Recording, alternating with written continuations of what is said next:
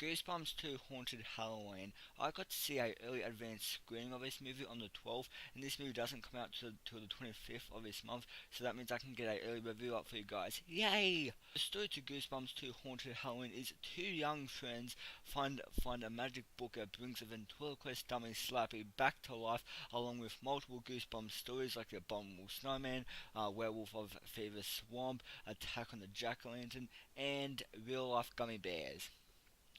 Yeah, that's in this movie, but it's one hell of a scene. First Goosebumps movie I really enjoyed. I had a blast with it when it first came out in 2015, and I only revisited it a couple days ago, and it's still a lot of fun to me. And I own all the original Goosebumps books, and I have season 2 of the show on DVD. If you can't see, there's season 2 of the Goosebumps TV show right there. If you can't see on my shelf right there, I've decorated it with Goosebumps books up there. I have Night of the Living Dummy, Revenge of the Lawn Gnomes. I have the Scarecrow Walks at Midnight, The Werewolf of Fever Swamp.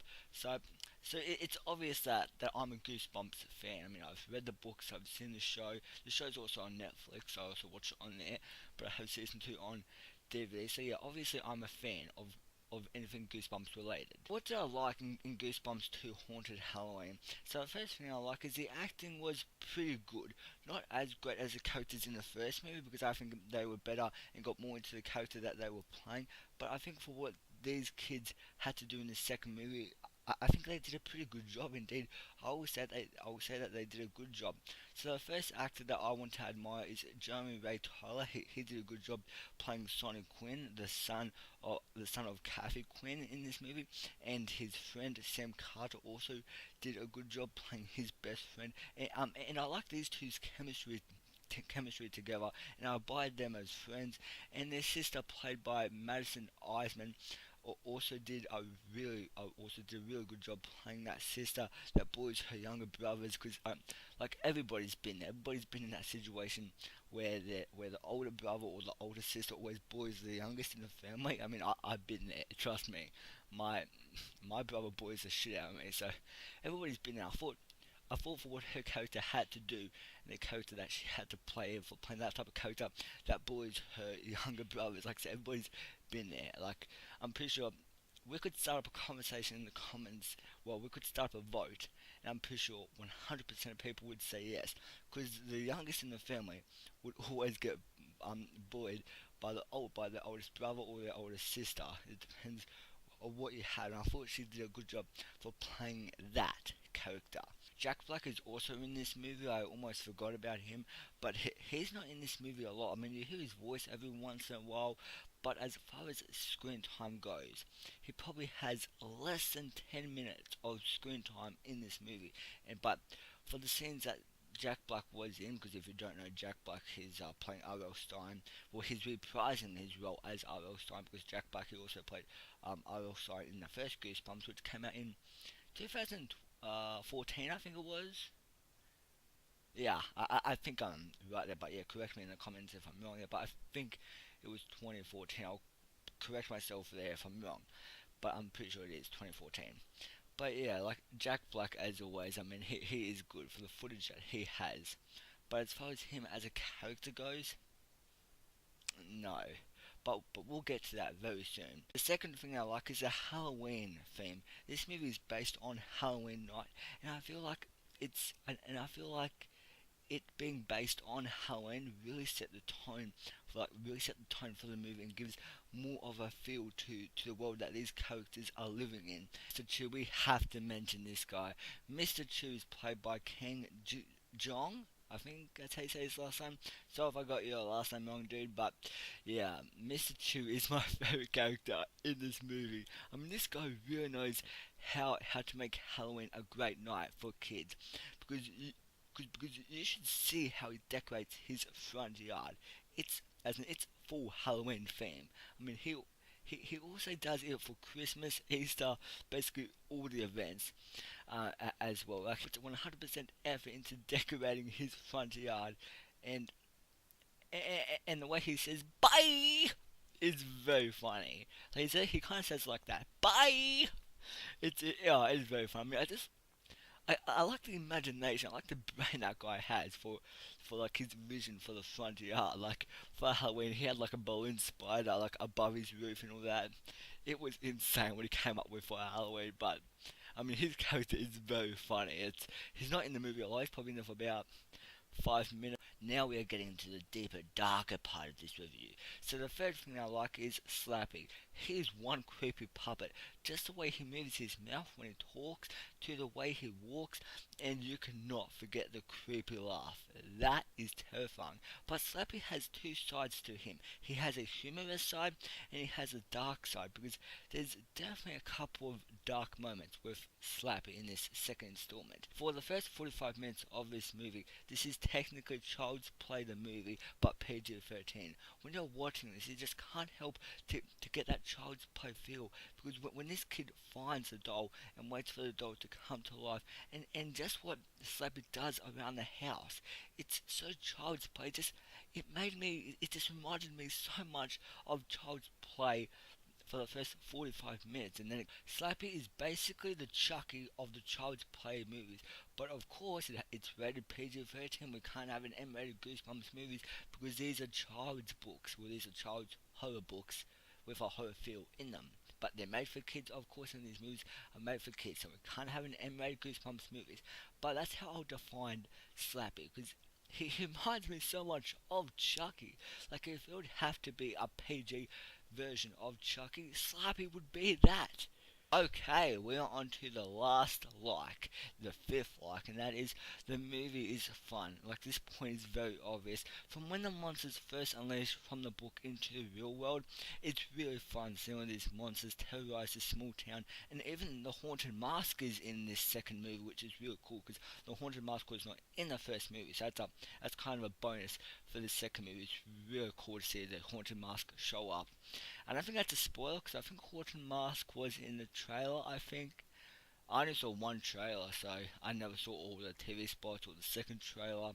So I don't know, but I think I saw Haunted Mask in the first trailer somewhere. I think this movie is fun, but not as fun as the first movie. The first one had more monsters, better performances, more interesting stuff happening. And I'm not hating on this movie. I actually had a lot of fun with this one. I'm just saying the first one is a better movie. Like, okay, here's how I would say it. So Goosebumps 1 and Goosebumps 2, Haunted, what is it?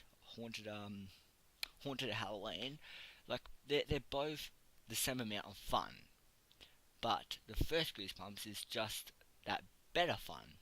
Like, I mean, I just found the first one more entertaining because this second one is more made for kids because there's kids jokes in it. So yeah, if you think I'm hating on Goosebumps 2 Haunted Halloween, I'm not. Like, so I actually had a lot of fun with this one, and I'm glad I watched it. But the first Goosebumps I've just watched more times. I've probably watched it about 5 times since it came out. So I can't say that for this one. I mean, it's worth a watch for once. I mean, I wouldn't say this movie is like it's not a cash grab. I mean, I didn't think I was wasting my time with this. Like I said, I had fun and it had some decent performances. Like the Halloween theme really suited this movie very well. So I'm not hating on it. That's probably what you guys are thinking now, but I'm not. I'm just saying the first Goosebumps I've seen like more times. I can't say the same for this one because like the first Goosebumps I've seen about 5 times since it came out. And this one, I can see myself watching probably at least a second time. I'll probably go as far as that. But 5 times, oh no, I cannot watch this. And a couple of the obvious things that I liked in this movie was the production design and the direction are both really good things in this movie. I thought they both worked really well. So now let's move over to the dislikes. The first thing I didn't like is Jack Black's character, R.L. Stein. My problem with him is he has nothing to do in this. He doesn't help the kids fight off these monsters. He didn't help the plot of the movie. He did nothing besides show up at the end to see if everybody was okay. But that's about it, because the main heroes of this story are the kids. And I think why Jack Black was in this movie so less is because he was working on another movie called A House with the Clock in its Walls, and there was no reason for Jack Black to have been in this movie. If you remove Jack Black from this movie, the movie would be no different. The movie would probably be a lot better because it's like this movie it's like we can't make Goosebumps 2 without Jack Black. We need Jack Black in this movie. But he had really nothing to do. He didn't help the story. He didn't really do anything that amazing, really. I mean, he shows up at the end for like the last 5 minutes, and then that's about it. Because I think for the character of R.L. Stein, it should be more appreciated because he's the author, the creator of the Goosebump books, and this is his movie. I think they should have at least done something with him to make him feel have an important role. But Jack Black was just in this for the sake of being Jack Black and just for the sake of being in another Goosebumps movie. Because it's like when Jack Black signed on to A House with a Clock in its Walls, he signed on to Goosebumps 2 as well. And I think if it didn't work on The House with the Clock on its Walls, we would have had more Jack Black in this movie probably because he was working on these movies both at the same time. It's just disappointing to see Jack Black. He had really nothing to do in this movie. Like I for sure thought Jack Black would show up at the end to stop Slappy once and for all, but he doesn't. I won't lie, there is a satisfying ending with Jack Black's character R.L. Stein. There is a satisfying ending, which I'm not going to spoil because, like I said, this is an early review of the movie, so I can't really tell you it. But it is a satisfying ending. It's kind of it's a real page turner. Yeah, because you get it, Goosebumps books, page turner. Yeah, after saying that, that was a very bad pun right there. But yeah, it's a very satisfying ending which I did not see coming. It's a real good twist, and it kind of it opens up for a third movie. So we're going to get a third Goosebumps movie, which I'm actually looking forward to now. Because by the ending of this and what happened to R.L. Stein at the end of this, holy shit. But we actually do get a cameo of R.L. Stein in this. You know, the real official R.L. Stein. You know, the official author who made the Goosebumps books, who made these books. Like that guy R.L. Stein, not Jack Black, not him, as in real R.L. Stein. He actually made a cameo in this. He also made a cameo in the first Goosebumps movie, but he also made a cameo in this one as well, which was oh yeah, that was pretty cool. So yeah, Jack Black's character, and he was very disappointing. I kind of expected more from him. But no, he was just a big disappointment. So now let's move on to the second thing I didn't like. And the second thing I didn't like is the charm of the movie. This movie still has charm, but the first movie was that better, more monsters, better, and more interesting story going on. This movie was still entertaining, but I can't see myself going back and rewatching this again like I have with the first Goosebumps movie. I've seen that multiple times. Like I said, in the halfway point of this review, I said I've watched the first Goosebumps at least 5 times since it came out. I can't say that about this because this movie, it felt like it had less monsters. I don't know, and, but the first one it has better performances, better direction, but the direction in this one, in the second one, in Haunted Halloween is still really good, but just the direction in the first one is just better with better performances and the more entertaining movie and the more engaging story. This one, it feels the story in this it feels just kind of the same as the first. It feels like it copied and pasted the story from the first movie and brought it over here. It feels like it's kind of the same story, like over and over again, just with a different, with a sequel. But yeah, it's just the charm of this movie. It's just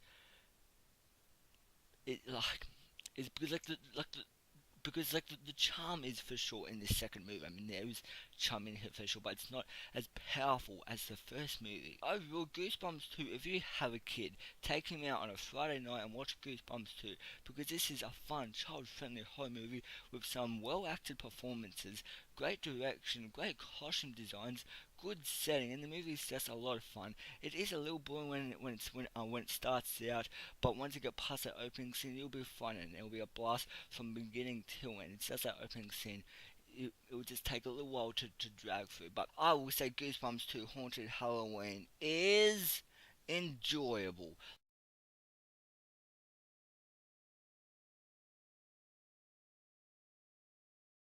Like, I went into this movie with massive expectations as being a fan of the first movie and the books and the television show, and it gave me kind of what I wanted. But it's a fun movie. It's made for kids, so go out and watch it on the 25th of this month when it comes out. And because, like I said at the beginning of this video, I got to see a real early advanced screening of this movie, so that's why I have my early review up now. So that's always good. Because none of you have seen it yet, I'm going to ask you, what is your favorite Goosebumps books? For me, it would be anything with Slappy. See, Night of the Living Dummy, Revenge of the Living Dummy. That's a good one. I think I was made by Horrorland. That's a sequel to these Goosebumps books. Now, and just speaking of Horrorland, I thought this Goosebumps 2 sequel was going to be called Goosebumps 2 Horrorland. I want to see I'm hoping after they make the third movie, because it looks like the third movie is going into a different direction, which is not Horrorland. I'm hoping after the third movie into the fourth movie, if they go ahead and make one, if the third one makes money. But it seems like this one will get money. It's guaranteed because it's Goosebumps and all that. So I'm guaranteed it will make money. Um, and I'm hoping the third one does when it comes out, because they've already, this one sets up for a third movie, so it's obvious we're going to get a third movie. Um, and I'm hoping in the fourth movie it will be titled Goosebumps for Horrorland. That's dedicated to the Goosebumps Horrorland books. I've always wanted to see that. It's based at the Horrorland theme park. Like those Horrorland like episodes that are in the TV show. They there's about two parts of it. Like they are one of my favorite episodes, along with the Slappy episodes. The Slappy episodes creep me the f out. As in, holy shit, Slappy is creepy in that television show. Just his menacing laugh. That's the question I'll ask you: is what is your favorite Goosebumps book and episode from the Goosebumps television show? Let me know all that down in the comment section down below. So anyways guys, I hope you have a good rest of your night.